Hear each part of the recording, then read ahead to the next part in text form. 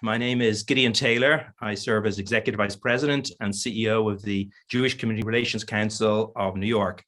JCRC is the primary community relations arm of the organized Jewish community. We build relationships with local leaders to advance our values, our interests, and security to create a more interconnected New York for all. We are truly honored to be joined today by the United States Senator from New York, Kirsten Gillibrand. Among other committee assignments, the Senator serves on the Senate Armed Services Committee, where she focuses on strengthening our troops, heightening our national security, and improving cybersecurity. The Senator also serves on the Senate Select Committee on Intelligence, working closely with NYPD and the New York Department of Homeland Security to keep our state safe.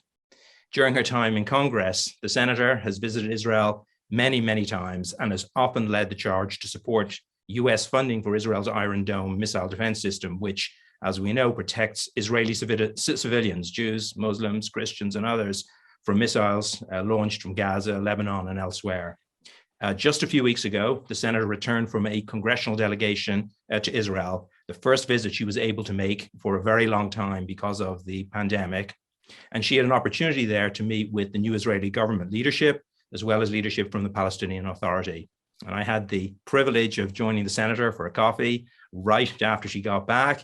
And she very graciously agreed to share her experience with the wider Jewish community on today's webcast. So Senator, thank you so much for being with us. Thank you so much for all you do and for joining us. Thank you, Gideon. Well, when we spoke last time, you talked about having had the opportunity to meet with the leadership of the new Israeli government. And you met, I understand, with the Prime Minister, with the alternate Prime Minister and Foreign Minister, Yair Lapid, and the Minister of Defense. Would love to hear what your impressions are of this new leadership and how you see the U.S. Israel relationship going with this new administration. I left my time in Israel feeling extremely hopeful. It was actually one of my best visits to Israel over the last 10 years. And I really saw a lot of strength in the new government. I saw the leadership having complementary strengths that I thought would really work together to have a very strong and forward-looking government. Each of the leaders had something different to bring to the table, and I was really grateful to get to know them.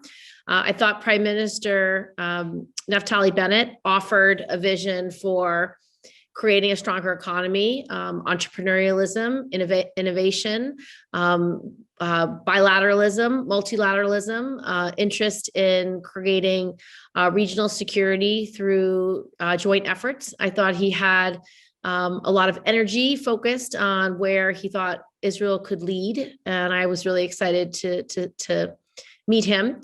When I met with the Foreign Minister, Yair Lapid, he really had such an interesting take on things. You'd think with his background as a TV star that he wouldn't necessarily have the visionary broad view of things, but he really did. He, in fact, probably had the broadest view of Israel's future. He had a very defined view of what peace would look like in the future. He had defined views of what that path towards peace would look like. He told a very personal story about during the May conflict, where during one night of fighting, he was with his terrified family in the middle of the night because rockets were being fired all around them. And he, at that exact moment, thought about what a father would feel in Ramallah and how he would also look at his young daughter and son and say, I need to protect you. And that commonality of every parent's greatest fear of not being able to protect your children was a place from which he wanted to lead, and that he wanted to create common ground and perhaps from there figure out how to bring two very different peoples together because of that shared value of love for their families and their communities. And so I found that very hopeful and very positive. I also really enjoyed my meeting with the defense minister, Benny Gantz, because Benny had not only did he have a very effective PowerPoint presentation, but he was extremely knowledgeable about the work, certainly that I do in the Armed Services Committee in the U.S. Senate on defense and how we make sure that Israel maintains a qualitative military edge, what we invest in and why. He also really laid out one of the many benefits of having been in the Iran deal in terms of how it slowed the production of fissile material, as well as destruction of centrifuges, and the ability for intelligence services to have the full mapping of mills, mines, and the entire production network for nuclear weapons and nuclear capability. And he talked about sort of where we are today and how, unfortunately, how fast and quickly Iran restarted its production, and how much time we have to create resolution or to create some future path. He's very aware of what it takes to keep Israel safe, and he's very grateful for the work that the United States does to guarantee that qualitative military edge with Iron Dome, David's Sling, David's Arrow, and other military advancements that we make sure Israel has access to. So I thought the combination of those three leaders was quite good. And despite their differences, I thought they represented a path forward that was quite optimistic. And so I was very pleased to meet with them and to get the briefings that we had with each of them. Great. Well, that's great to hear. So maybe can you also share with us your impressions? You had a chance to meet with some of the Palestinian Authority leadership and some civil society in the Palestinian Authority. Interested to hear your perspectives on that. Yes. So we went to Ramallah and we had the opportunity to meet with the Palestinian Authority leadership. We met with their prime minister. And he was quite sobering in terms of his assessment about what the path to peace would be, but very clear-eyed as well as to what America expected of him and what America would expect in order for the Palestinian Authority to be able to get any humanitarian aid. We were very direct about that payments should not be going to people who committed suicide bombings, and it should not be going to their families in excessive amounts more than anyone else, meaning it seemed to reward them for that terrorism. And so we were quite direct about that U.S. support could not flow if they continued to pay terrorists in that way. And so he understood that. So I thought that was helpful. Whether he changes his behavior or changes how they create their social services and how they create a social security system in the Palestinian Authority, I don't know, but it certainly won't be for want of clarity. We also had the chance to meet the Palestinian university students.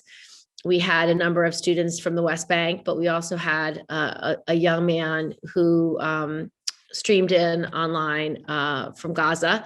And that was really terrific because we got to hear about their hopes and dreams, what they wanted to accomplish in their lives, and how they saw the issues of security and how that impacted them. You wouldn't be surprised by the stories they told. They were very, of course, upset that they have to go through security checkpoints routinely, and they feel like it undermines their humanity. But I do think they understand that they are living in one of the most unstable and turmoil-ridden places in the world. Many of them realize that if they want a normal life, they have to leave Palestine, and they have to leave the Palestinian Authority and seek education elsewhere. And some of them had already been in New York and had already studied abroad. So they could see the difference of what it's like to live in a place that's not beleaguered by terrorism. And so I think they're aware. I think it's somewhat traumatic to grow up under the Palestinian Authority for them. But I think they also recognize that better leadership could make a difference. And hopefully they realize that having elections really matter, and electing better leaders who represent their values and their hopes for their future might get them farther. Certainly, you had a broad range of perspectives from the visit, and so I wanted to turn for a moment to the Iron Dome, which has been, you have played such a pivotal role in ensuring support for. Perhaps you can just give us a sense of what did you take away from your visit in terms of Iron Dome, and how do you see the importance of it going forward? And it's obviously an issue of deep concern to all who care about Israel and Israel's security. Yes. So I've had the privilege of going to see how Iron Dome works and watching it protect lives in real time. And it's a pretty significant type of technology and hardware that makes a huge difference in the lives of Israelis. So I lead the letter every year to make sure that Israel has the resources it needs to defend itself, to have the technology and defense funding it needs. And this year was no exception. I led a bipartisan letter with Senator Rounds to the appropriator, asking them to support full assistance. And then last Congress, I also co-sponsored a resolution by Senator Rubio and Senator Coons, which is the United States Israel Security Assistance and Authorization Act of 2020, which authorized $3.3 billion in annual security assistance that was outlined in the 2016 U.S. Israel MOU. And enhances U.S. Israel cooperation in areas including development, innovation, high tech, and directed energy capabilities. So Israel's security is very important to me, because I think long-term our national security is fundamentally intertwined. And so helping one another really does make a difference. Yes, and I think the depth of appreciation from the New York Jewish community, the wider Jewish community, for your leadership in this and carrying this forward in a bipartisan way, not easy in today's world, is something that's so deeply appreciated by all of us. So I wanted to turn for a minute, if I could, to the issue that's certainly very much in all our minds at the moment, which is the Iran nuclear situation. And obviously, there's the talks and the discussion about the talks in Vienna. So just sort of appreciate your sort of thoughts, your concerns, and how you see this issue playing out. Obviously, so such deep concern for all of us who care about Israel, about the Middle East, and about security in the Middle East. Well, as I mentioned, since President Trump left the Iran deal, Iran has really restarted its nuclear program quite effectively and quickly. So before we can actually make any progress on a future Iran deal, Iran has to come back into full compliance under the original JCPOA, or we have no hope of subverting or stalling their nuclear ambitions. So there needs to be a lot of work to be done to get Iran in a place where negotiations would actually be productive. We would want Iran to also limit its missile production as well as its investment in terrorism. So if we do engage in a broader nuclear deal, I hope it is more expansive than the last one, since a lot of time has passed. And during that time, Iran has done significant production and continued to invest in terrorist activities. So I think the Biden administration is right to look towards how we can re-engage the world community and Iran diplomatically. But I think the goals and the challenges that lie ahead are real. I don't think it is an easy lift. And I think because of what happened under the Trump administration, we've taken many steps backwards. And so we have a lot of work to do. But the good news is we have allies who want to work with us. And hopefully we also have various allies in the Middle East who also want to see a non-nuclear Arabian Peninsula, and they would like to see a non-nuclear Iran. And again, your engagement with those allies is so important for us and for the whole region. So maybe we could just turn, if we have a few minutes left, just to turn a little bit to home. This year has seen in the last few years a rise in anti-Semitic incidents, in assaults, and in hate crimes generally. And obviously that's, again, of deep concern to the community. And interested to hear, and you have played a significant role in helping us and helping the wider community address this rise in hate and combating that. Maybe if you could share with us just a little bit of your perspective, and again, how you see us addressing and together and working together to address this issue going forward.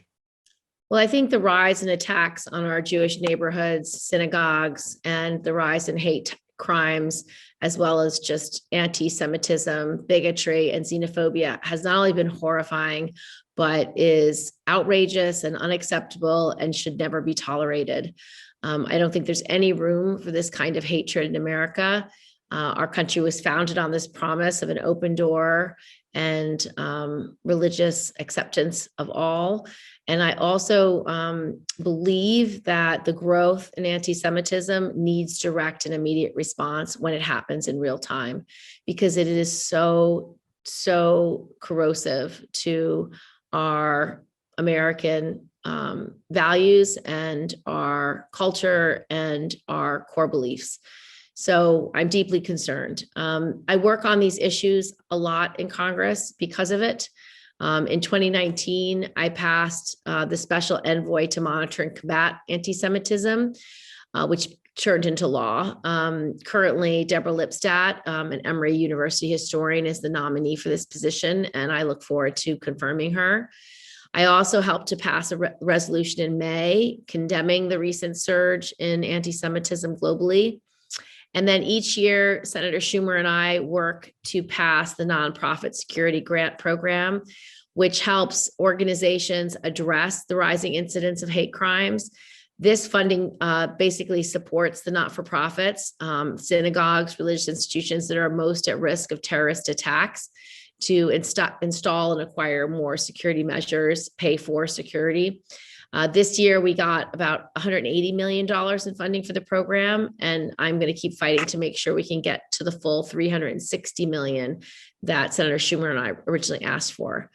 And then last, I think it's really important to be present in our communities when these things happen. And one of the last times I spoke on this issue was December 2019, when I went to Ramallah, to their town hall to talk about the horrible attacks in Muncie, and spoke about the need for increased education of the Holocaust so that all children will never forget and understand why these attacks are so disgraceful and unacceptable, and what the meaning of those kinds of attacks are. So I think it's important as parents, and I think it's important as leaders, that we make sure the next generation understand that anti-Semitism cannot and should not ever be tolerated.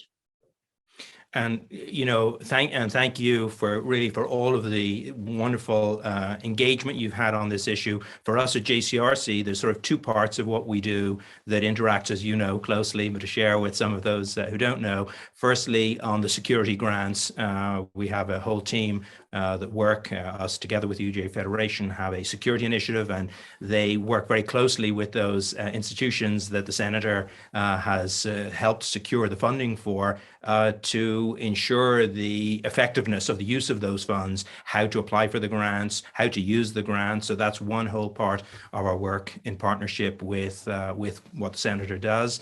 And the second piece, as you know, Senator, is our work in the community. So our partnerships with communities of faith and with the ethnic communities of New York, with the whole diversity of New York, in combating hate. Just this past week, we had a number of events, including a conference that brought together some of the leaders across New York, our partners, to echo the messages that the Senator, that you are giving, and working in those coalitions is so important for JCRC to strengthen and bolster the messages that you are sharing with us.